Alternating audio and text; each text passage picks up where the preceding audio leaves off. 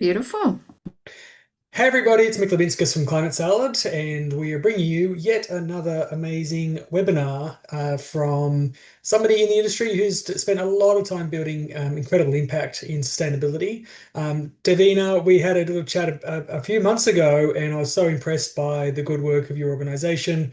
I thought there was so many companies in Climate Salad also working in that space, and really wanted to get you on for a webinar and interview to share more about what you're doing.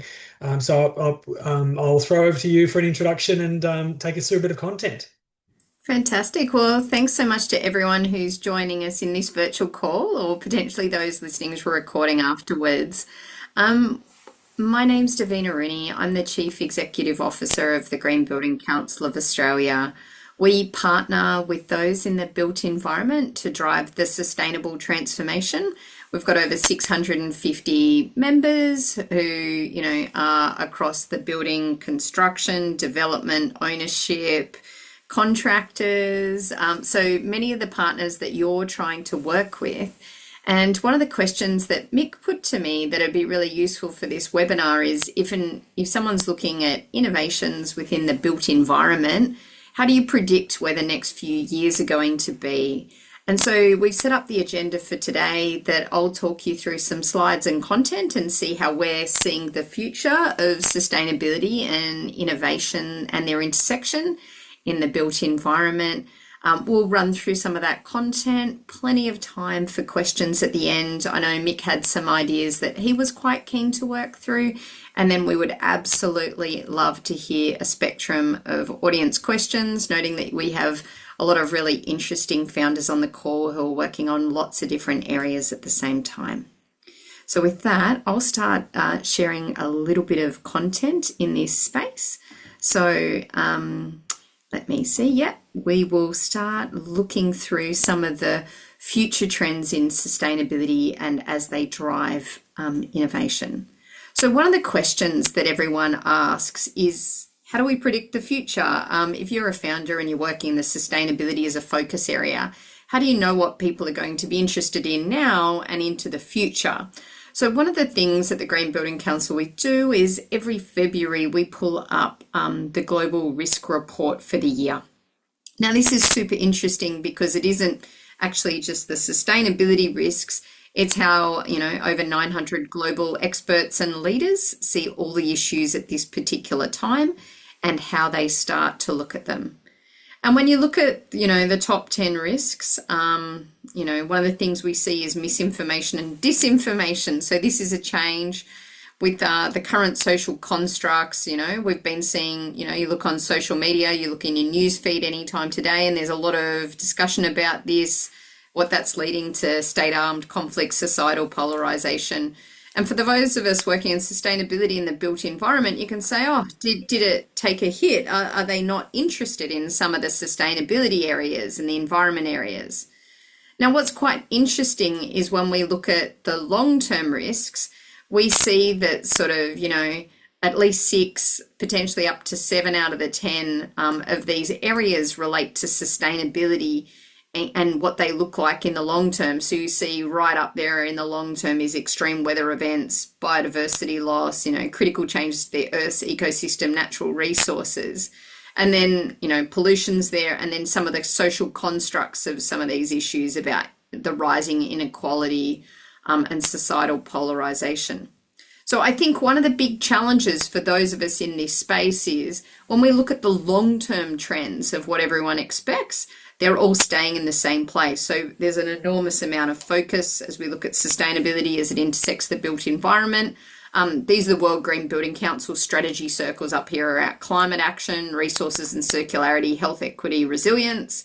And then at the Green Building Council of Australia, we say, how does that intersect with the built environment and what's the work you're seeing us do? So, if we talk about climate action, we're talking about the built environment, we're talking about net zero emission buildings, communities, precincts, cities, climate resilience, talking about embodied carbon. And so we start to focus on some of these areas. Oh, thank you, Mick, for putting in a beautiful acknowledgement of country, noting that Mick's coming to you from Camaragal land and very helpful for everyone to share where they are up to as well. And then the long-term sustainability goals are in this space, but the challenge for many of us is how do we get there in the long term with while potentially working through a lot of what we'd call political noise and disbursement in the short term. When we ask GBCA's members, the Green Building Council of Australia's members, who for those who've just joined us, are as diverse as government, industry, academia, builders, developers, the whole spectrum of the built environment, they actually say that the key pillars that they're talking about are actually the same. So what we're seeing is we see it at global trends and then we see it in what our Australian members tell us. So we can see that these are the same areas. But when we start to look at our drivers and influences, on sustainability in the built environment, because if you say, how do I predict the future? You actually look at what some of the sustainable megatrends are. So some of these have been enduring, the UN's Sustainable Development Goals, the IPCC's report on climate change. But a couple that we're starting to highlight is we're hearing a lot more about the state of nature and its intersection with the built environment. So call out there to the Kooying Montreal Biodiversity Conference and Australia's response with the State of the Environment report.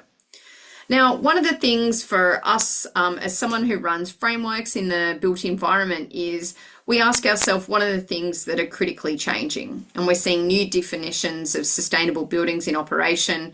We need to respond to the climate science. We need to look at, the spectrum of the built environment that's really participating in change.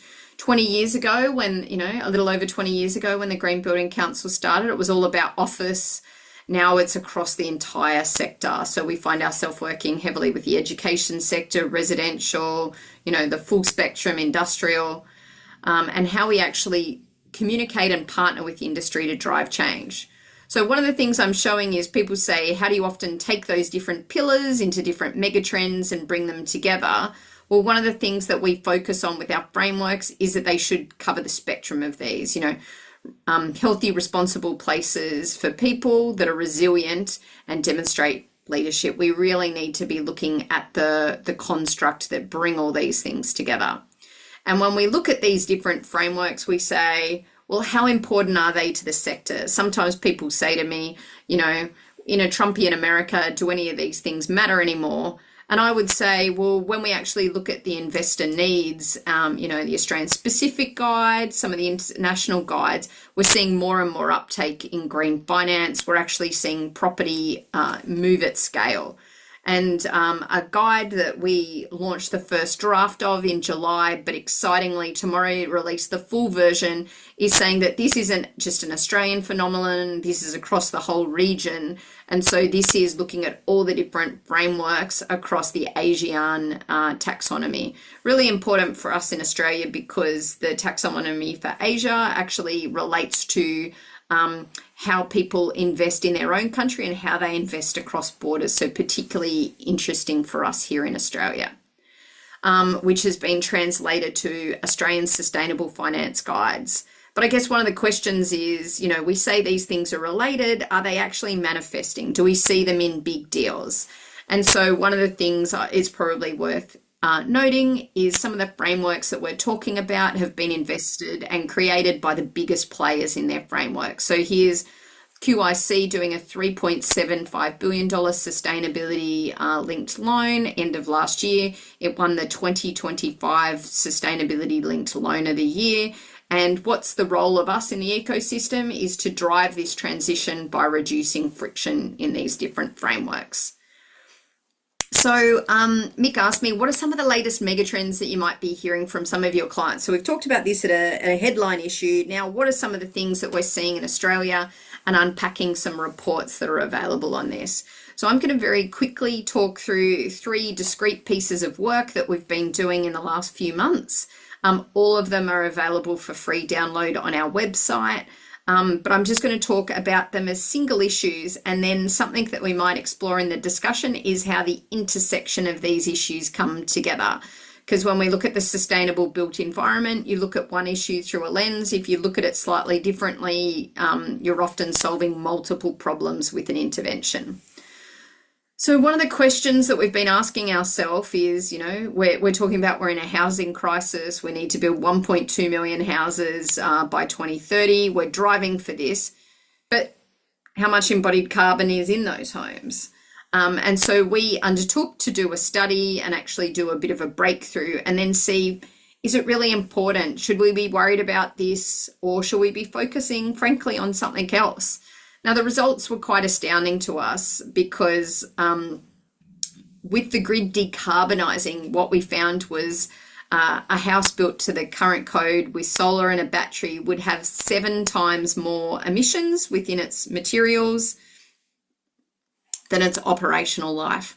So this is a changing of the dial, and it's changing for a few reasons. One is, as we get far more renewables in the grid, we're decarbonising our operational emissions, but it means that there's an increasing focus on embodied carbon and an increasing focus as we review these areas.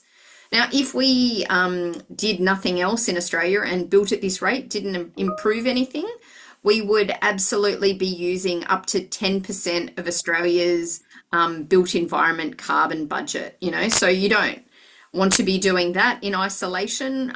We should obviously be looking to focus and enhance. So for us, this has a detailed technical report for those of you who are doing innovations in these particular areas. It shows all the calculation methodology, shares it, and is starting to share the Excel tables so you can recreate them with your own products. We're seeing a lot of advancements in this area, but there hasn't been studies and available to show people how to do more consistent baselining. And then we put together an advocacy report about what we need to do across Australia. And the critical intervention right now is having a single national uniform tool to benchmark this. So we're working with the Australian federal government to implement that at the moment. Very pleasingly, the trajectory for low energy building that was submitted 2 weeks ago, committed to undertaking this action. Okay, then we look at another area that's a huge focus. Australia's, this is called Australia's wasted opportunity, looking at the waste that comes out of buildings, and this is even green buildings. So the aim was to start setting benchmarks for the appropriate amount of waste coming out of sustainable buildings. Now, for those of you who aren't familiar with Green Star, the old versions of our tool says you've got to have 80% diversion from landfill, a lot of projects 90% and over, and we're lifting the benchmarks over time. But this is saying the things that were actually sent out, what were they? What was in the buildings? What was sent to landfill? And how do we improve that? So the thing that came out of that report was that there was a big gap in data quality. We couldn't easily see for the waste that left the sites exactly what it was made up of. And so one of the things that we've done at the Green Building Council of Australia is updated our frameworks with some new reporting tools in this area and put out a new leadership credit to try and encourage people to do better reporting in this space so that policymakers have better data, but frankly, that we get a lot better at using this data and information. So the other piece that we're seeking to talk about is the nature positive roadmap. So the Green Building Council spends a lot of time looking at how we actually drive contributions to the natural environment. There's an enormous risk, which is increasing urbanisation and the depletion of nature for land development. So it's particularly disconcerting because the built environment is a large, part of this problem. This roadmap notes that we actually have a potential to be a large part of the solution by flipping some of those challenges to prevent nature loss and increase and connect nature. We have a very low rate of circularity within Australia's economy. It's one of the stats that depresses me the most. Every time we measure, a circularity stat looks at if we were to use things and keep them in a continuous loop, we'd be at 100%. Globally, we're at 7%. Every time we measure this rate, it comes down, and Australia's rates are even lower. So we know we have to drive circularity, look at resources and their impact on nature, like the supply chain, and actually start looking at nature investment and, to be frank, the lack of nature investment. Now, so what we do is for each of these target areas, this isn't an eyesight test. We grade them out because today I'm talking about frameworks rather than talking about individual targets. Again, this is all available, freely available on our website, but it talks about where we are today, where we say we should be in 2050 under global protocols, and then start to set rates in between them so that we can work as a sector together. For any of you who are on the call, the global rate of circularity, 7.5%. Bruisingly, Australia's own rate is even lower than that. It's at 4.4%. And so, the first step for us in this would be to even measure the built environment circularity rate, start to be clear on the problem and start to work through it. And so for each of the targets that we work through, we say where we are today, where we say where the future is, and then it's a split of understanding the targets that we can put in the frameworks that the Green Building Council runs. Biodiversity has always been at the heart of what we do. But then starting to say, what are the different advocacy areas? Because some of it will be in the voluntary frameworks we do. Some of it will be in the partnership areas that we advocate within government. And then what we seek to do is show policy case studies like, in this case, the Netherlands no net loss planning policy. Other exemplars in this area would be the UK's Biodiversity Act with a net 10% net positive gain as a requirement. So I've given a bit of an overview of frameworks, and you might be saying, what do these areas have to do with each other? Because when I work with lots of founders and innovators in the field, they often say, how can we keep up with the different drivers? One of the things that we sometimes step back and say, what are the key things that we're trying to solve? And actually, looking at, in upfront carbon, a lack of, federal coordination on the National Construction Code at the moment. There are some exciting opportunities in this space, but a lot more to be done. We're excited to see that the infrastructure sector is starting to coordinate through the infrastructure and transport ministers and starting to align frameworks. But it's the same problem in commercial and demolition waste, is that there's different state-based rules, different state-based reporting frameworks. And then when we come to land use and talk about the complexity of process, this is this isn't a mind map. This is the official process in Victoria that a project is due to follow for its biodiversity rules, and it's different in each state and jurisdiction. So if we say some of this complexity, confusion, lack of alignment is the problem, what are some of the solutions? So we started to say, looking at these three areas as a bit of an exemplar and a bit of an area for us to start thinking through, what could a shared advocacy platform look like? And how relevant would it be if we looked at it across different areas? So when we look at our embodied carbon in homes report, what are the things that we call for in the requirements there? What's quite interesting is when we look across the report frameworks, the way they manifest in environmental problems is actually really different. But a lot of them come from not having common national benchmarks, not having aligned pathways, and not having a common language.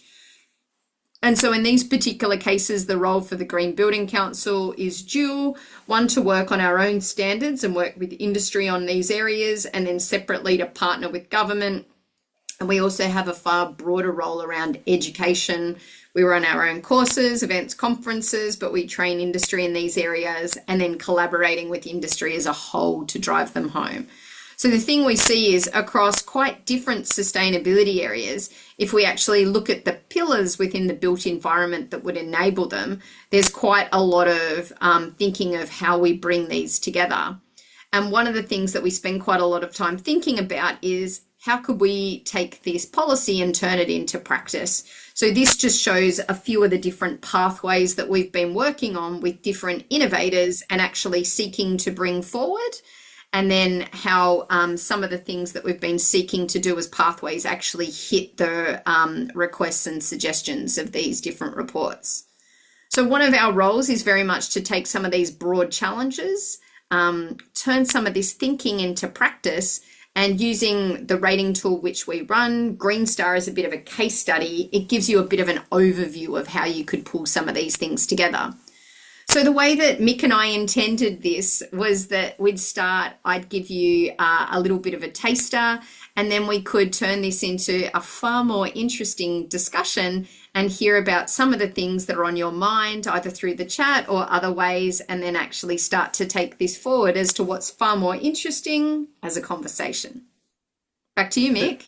Thanks, Davina. I really appreciate that. We do have an incredible array of climate tech founders and industry leaders in the call today, which is really good. So please, I'll do a little bit of moderation through the chat if you have a question or an area of topic of conversation. I've still got a little bit of a headache from that Victoria process map, and I have no doubts that that is, especially if you've got that every state, that is a lot to get through. One thing I wanted to start with was how construction and buildings represent such, well, actually one of a dozen wicked problems we're trying to face here. I think that a particular one, obviously in Australia and in a lot of places around the world, there's a simultaneous issue around housing affordability as well as on the commercial side, the post-COVID work from home. It seems like everything around construction of buildings is under pressure from all sides, and at the same time, we are trying to move it towards sustainability. Um, and whilst I always advocate for testing and iterating, you probably shouldn't do that on a 20-story multi-user dwelling building. So that the dynamic of building is a really complicated one. Yeah. How do you go about trying to synthesize that down, especially for policymakers to sort of get the priority back to include even green buildings when there are so many other forces at play? Yeah, and I think it's a really it's a great question, and it comes up a lot. You know, we're currently having national productivity roundtables at exactly the same time that we're having climate roundtables, and you know the particular areas. So done badly, it can appear that these things are in conflict. Done really well, they often work in the same direction. So I'll give a couple of practical examples of that. You know, one of our partners, Mervac, calculated that there was about $15,000 per apartment of stuff they over ordered it on site, paid for it, paid for people to bring it up, paid for people to bring it down, paid for people to skip it. And so, you know, I think one of the things that we're trying to do is say, done right, you can actually get a lot of the things that you want at the same time. You know, modern methods of construction is a great example. Look, it's soon to be announced that we'll be doing a TV show with Jamie Dury on reality TV to try and bring this to life. One of the things I'm really excited about is they're getting volume home builders to do risky things. You know, there's going to be the first 3D concrete building done by, you know, a volume home builder in Australia about how we look at how to do these things quickly. Look, it's reality TV. Apparently, there's a former rodeo show clown who's doing modern methods of construction. I'll get to see some of those processes. So, yeah, there is a tension. But I think one of the things we've got to focus on is when we look at many of the practices that have gone wrong in construction, it's often things, you know, Grenfell was, you know, a slow lack of focus on fire regulation, fire spread in buildings. Sometimes new products are a leap into the light where you have all the experts looking at them. You know, 20 years ago, I had a massive fight about flammable construction on a building site, which we won. But not every site had enough expertise to have a leap into the light moment. So I think one of the things that's exciting is with a lot of the founders on this call, we actually have a unique challenge, but a unique opportunity where these issues are all on the deck at the same time. When I spend some of the time working with founders, often their solutions actually target multiples of these areas and are a generational step forward. Yeah, that's I think a big part of the opportunity of your role, and I was really excited to see your building down there, Barangaroo, actually had some space to be able to test these innovations. Are there other things that GBCA is doing to sort of support those innovations progressing through to scale? Yeah, well, one of the things I'd say is almost all the successful innovative products have kind of gotten their commerciality, through a Green Star project. So when I was doing a fit out 20 years ago, a cool product on daylight reflection that we were used got its first use on the project, got an innovation point in Green Star, and then went straight on the Australian inventors because it was early in that scale. So, I think one of the things that's exciting for me is we specifically award innovation leadership as a category. We often see these, exciting models emerge and often are seen, first as they hit scale on some of the projects. What some of our work with government policymakers is to get those frameworks embedded in government procurement.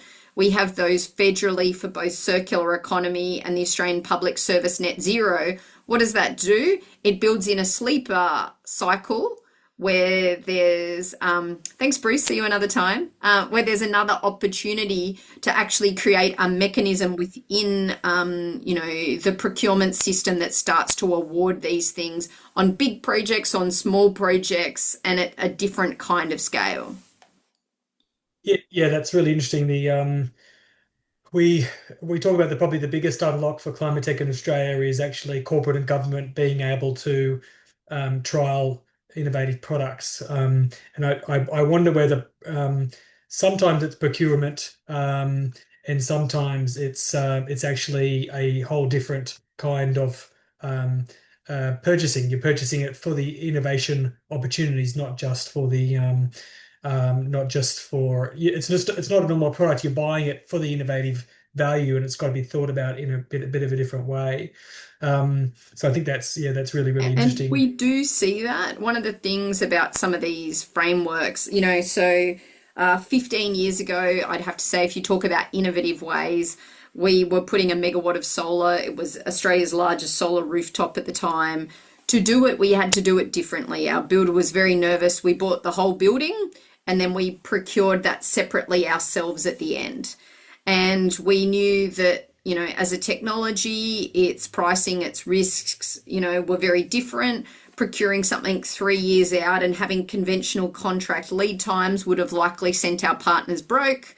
And so one of the things we did back then was we actually did a direct relationship with them, not through a long-term partner that would have actually, led to challenges for that particular participant.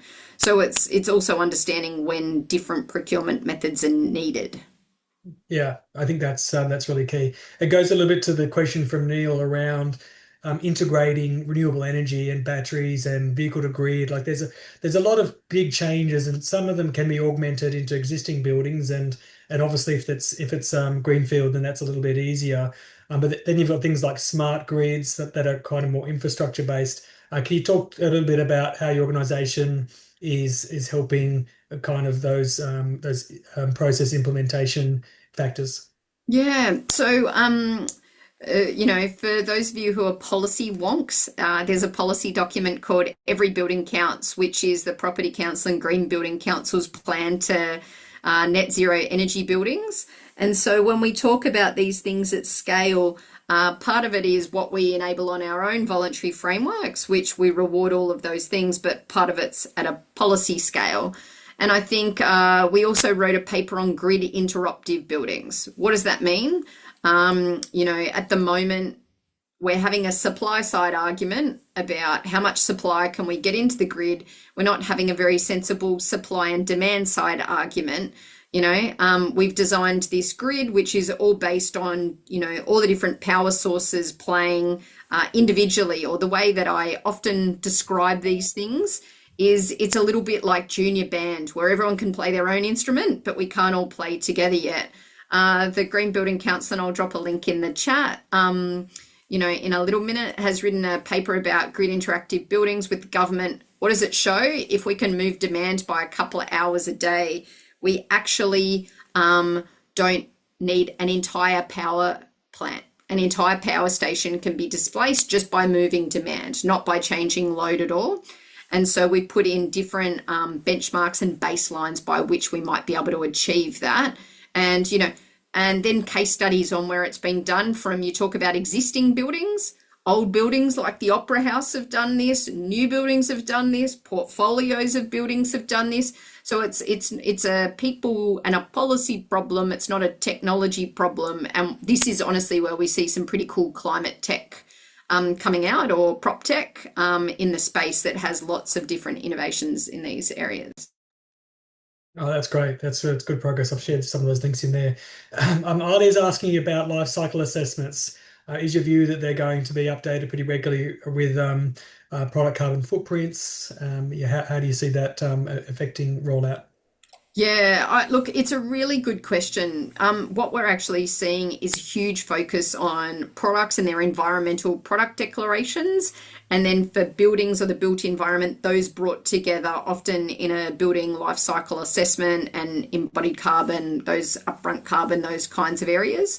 One of the things we're seeing is they can get out of date pretty quickly. So I'll use InfraBuild as an example. They do recycled steel. They use electric arc furnaces. They've committed to go 100% renewable by 2030, which takes them to almost zero because it takes their entire scope 2 emissions offline. Now, what that means is their environmental product declarations from 2020 are pretty out of date. They're required to be updated every 5 years, or if there's changes, but we're actually seeing huge, focus on industry of trying to stay up to date. One of the things that we advocate for in this particular area is that we need to require them in procurement and buildings requirements at the front end, but really importantly that we need to support Australian manufacturers and innovators as we try and find fast and evolved solutions.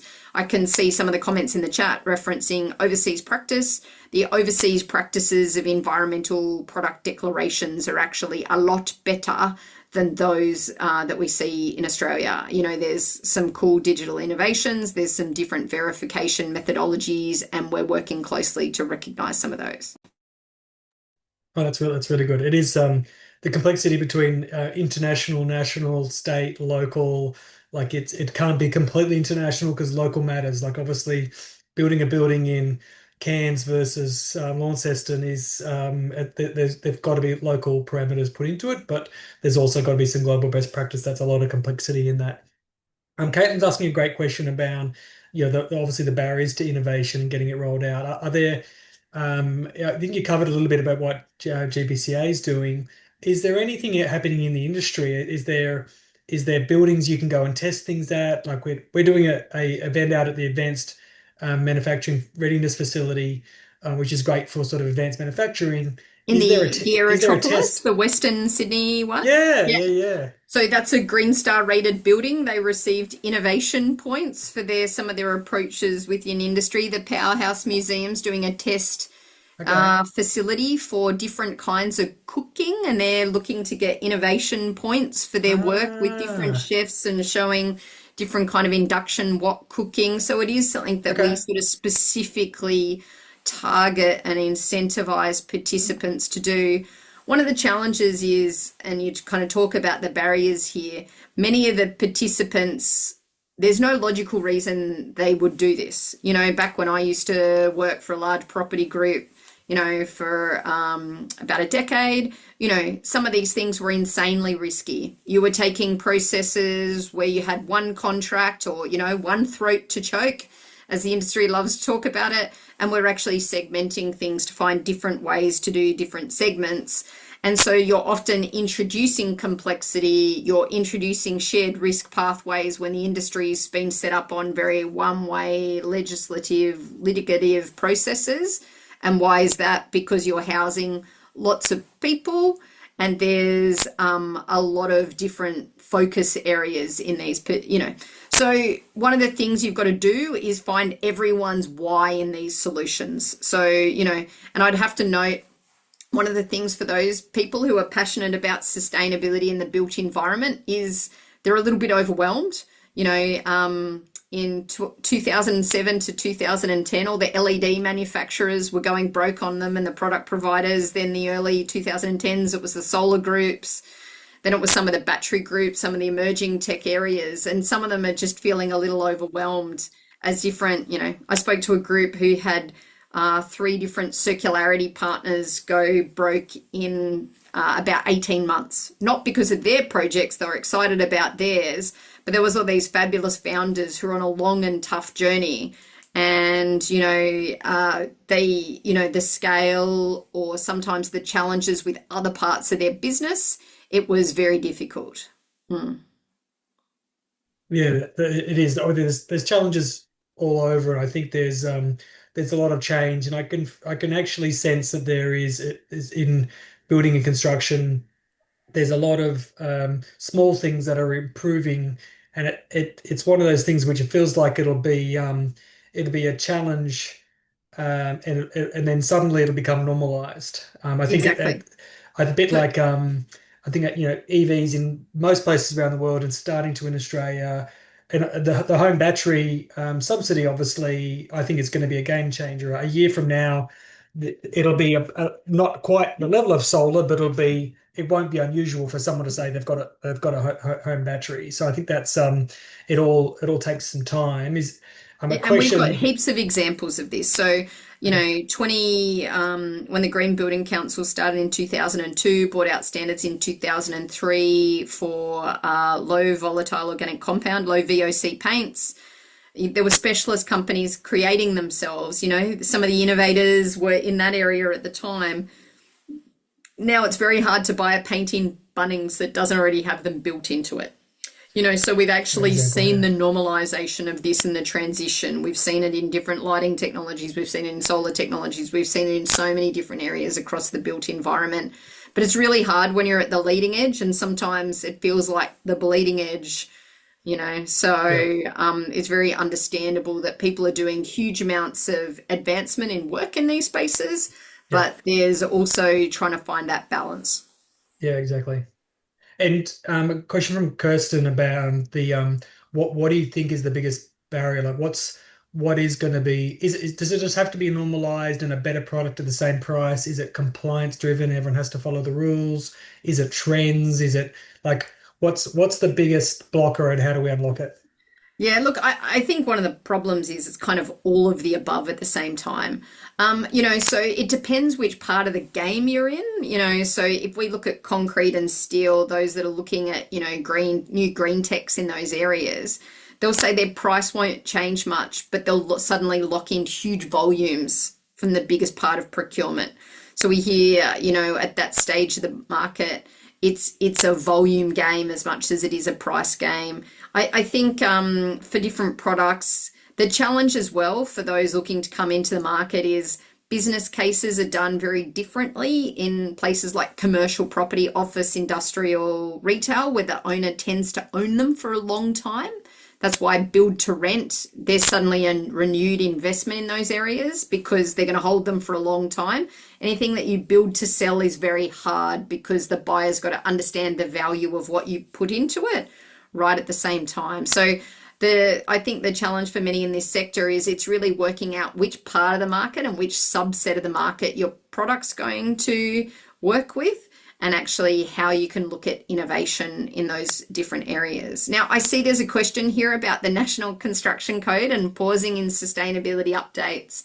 Look, I'd have to say this is one where the rhetoric in the media is probably slightly different to the reality. So the National Construction Code of 2025 is due to be taken to building ministers later this month with the aim of progressing it in 2025. People like me are disappointed that it's likely to be September, not May, but I can probably live with that. The National Construction Code for 2028 is going to be 2029. But I think we just have to remind ourselves that the federal opposition took a 10-year pause to the last election.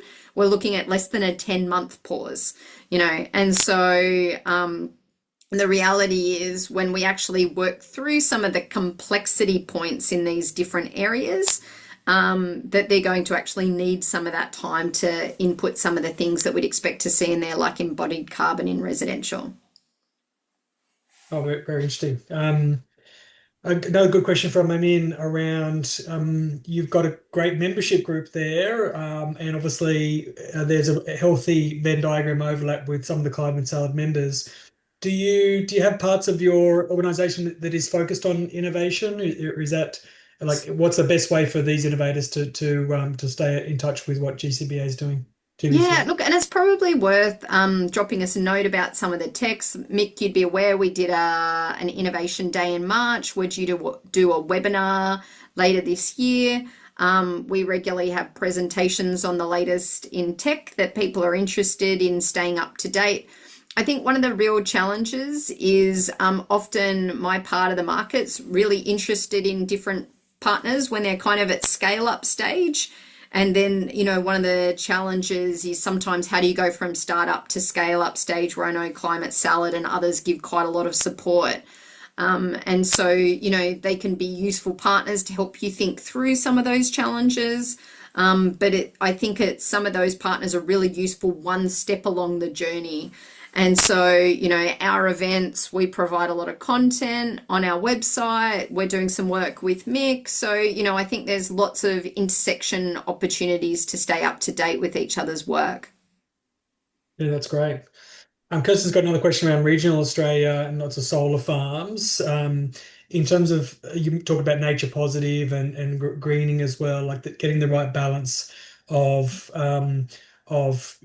investing in energy and infrastructure and things like land clearing and biodiversity. Do you play a role there? Is it and especially I think solar panels obviously. Um, Given its impacts on agriculture. I guess wind has the same in terms of people see them as either eyesores or better than coal-fired power plants. But yeah, do you have much interaction in terms of those broader concepts? We have some interaction, so we put a submission in, on the current environmental reforms. We went to see Minister Watt to talk through our nature positive work and some of the, we talk about these frameworks, but what does that actually mean? That actually means working out what's critical biodiversity on site and actually planning around that. A lot of the solar farms are actually being done, a lot of the rural properties in areas that are already farmed.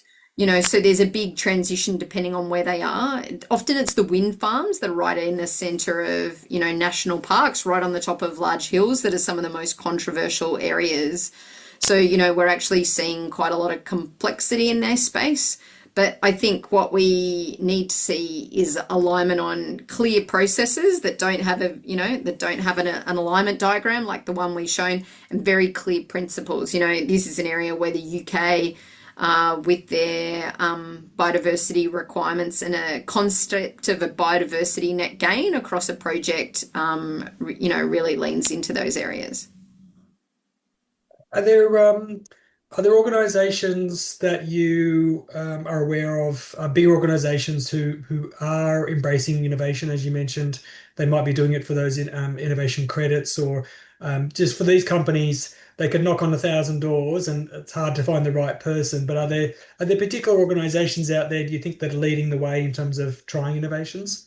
The thing that I think is really hard for different projects is often there is in a certain area. So it's often, quite bespoke to different areas. I think it's Nicole Lockwood, who sits on my board, who I know works with you closely, Mick.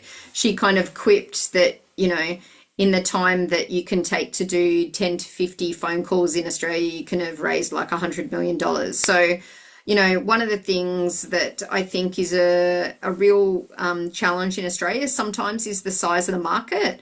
I do think, though, that there's great innovations that we're seeing in different areas. And I would actually say the materials area, I've actually seen quite fast update of property tech and innovations in Australia. So when people say, where's one of the most innovative sectors that will take things forward, they often, reference Australia. But one of the things you'll often find is different projects lead in different areas. So what do I mean by that? GPT led the way on embodied carbon and some of the nature links with some of the work they did in industrial facilities. If you go back, some of Mervac's circularity work, I think they're in different areas depending, because no one has bandwidth for everything is one of the challenges. One of the things that I think really helps is, we incentivize partners within frameworks to do these things, but it's often where there's an intersection of your idea and one of the key challenges that one of these groups, is intersecting on. So I'd be interested to hear sort of specific areas. I think Vicky has a question a little bit like that in the chat. Yeah, definitely. I mean, obviously the entrepreneurs in Climate Salad are building their own businesses here, but yeah, that's a really good question from Vicky around actually getting those products. They're tested to some degree. How do we actually get them out into market? Because that validation, the capital is really key, but the validation of a customer and that revenue can really, really, really help on that front as well. So it's definitely something which can take a bit of time. Is there the prototype space you have there at Barangaroo, is that how does that work in terms of possibly getting something in there to trial? Yeah, so that one's run by International Towers, so that we can do a link up offline. But I think one of the things is people say, "Oh my God, Atlassian Towers or Barangaroo itself, what an amazing project! I want to get my innovation in there." When I left consultancy in 2007, we were putting in the bid for Barangaroo that was ultimately finished in like 2018. So it's worth, if you're, it's really worth understanding property's life cycle. So, we're working on the 2032 Olympics at the moment. We're very worried that they're late. We only have 7 years to go.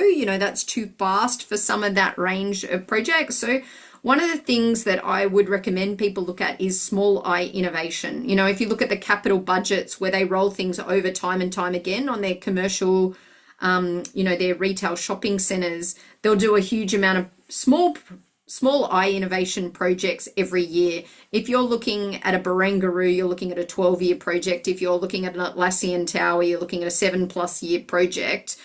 So one of the things we used to do when we were trialing innovation, we wanted to do some crazy LED lights, 15, 16 years ago. So we did it in a lighting upgrade for one project where we were doing it in 10 months and then put it in the 3 to 5 year procurement of a retail center. And so often people chase the biggest opportunities without realizing, the long-term lead times on those, particularly government social infrastructure projects at 8 to 10 year time horizons. So we used to do cool innovation on, innovative bathroom products, just replacing one in a shopping center once, cycling it twice, and then doing it in different arenas. So I think it's worth looking at which parts of the property cycle is slow and which part is fast. And if you're looking at the facade for a new, exciting one-off building, that project timeline has 3 years. And if your product isn't in at the start, it's not going to end up there at the end. So I think it's looking at different, whereas if you were looking at rectifications for existing buildings, they move a lot faster. And so I think it's one of those challenges is that it's, we say that the tap for capital takes a long time to turn on and then is very quick to turn off, but it is actually a slow process. Even a conventional product in that procurement cycle would take that long. Really interesting. In all of your work with right in the middle of this very interesting intersection of stakeholders, are there any big areas of opportunity that you think are largely untapped at the moment? A lot of the areas I work in, I would actually say the reason why I made a lot of in that presentation about bringing things together, if you look at single line areas, sometimes we're at a traffic jam of opportunity where different researchers from different areas are recommending multiple different methods for the same thing. I think one of the things that, there's a real opportunity is thinking, how does something, solve a productivity problem, solve a carbon problem, a circularity problem, bring together a solution that's quicker deployment to market, or, and I do think, some of the digital solutions that bring together multiple areas of complexity, understanding clients' pain points, some of the cool tech solutions that scan receipts and dockets on the way in and out of buildings and tell building owners, are you in compliance with all your legal requirements, pulling your recycling out rather than very manual processes and looking for optimization. I think some of these processes that understand their clients' pain points, where there's too much information coming in from too many different areas and not a great way to validate it, But I also think we're just going to see a renaissance in materials. Yes, we have to solve all the critical areas in operational energy that have been brought up today and renewables. That's the part of the market on the policy side we would actually say is working. The areas that are currently the challenge areas that we're starting to see is how do we move some of those hard to abate areas in construction and materials. Wow, that's a lot, but I think again, good momentum on a few fronts. I missed a little bit of Kirsten's question around making solar panels on top of buildings a requirement. Are there things like that in green walls? And I know there's also they're talking about mini wind turbines on top of buildings. Are there things like that that you think are going to be coming in the next few years? So the 2022 National Construction Code requires you to look at your whole energy balance and put in some renewables if you don't have balance. So we're starting to see quite a lot of that coming through. And we're starting, if you look at the New South Wales, there's a sustainable building set, like a planning policy that requires you to look at the energy you use and balance it with some renewables on site, off site. So we're starting to see more of that coming through. We don't want really arbitrary targets. You know, the UK for a while said every office building of this type needed solar panels, and they had a lot of overshadowed solar panels, not doing a lot. So it's this balance of trying to get outcome based solutions. I don't think we're going to see green walls, sadly, move up the regulatory scale at this time. For any of you that have been following, there's been some maintenance challenges in them, so One Central Park's an example of, a building with a green wall that's had some maintenance challenges. So I don't think we'll see that one move up yet. But I do think we're moving into a stage where, we're seeing things that were great ideas of before either move into standard practice or be mandated. Wow, fantastic. And any big things coming up for GBCA towards the end of the year that these startups can get involved with? Any big events or that they can mingle with the other stakeholders? Yeah, well, we're due to have green building forums in Sydney, Queensland, and Melbourne all in November. So there's a lot of things to get involved in for particular issue areas. Like we've got a refrigerants paper coming out, which is an emerging area of interest. There's going to be a lot of discussion. There's a new buildings design framework coming out. There'll be a bunch of free webinars in those spaces. So watch our website, reach out, and let's have a chat. So thanks, everyone, and please let us know how we can continue to engage.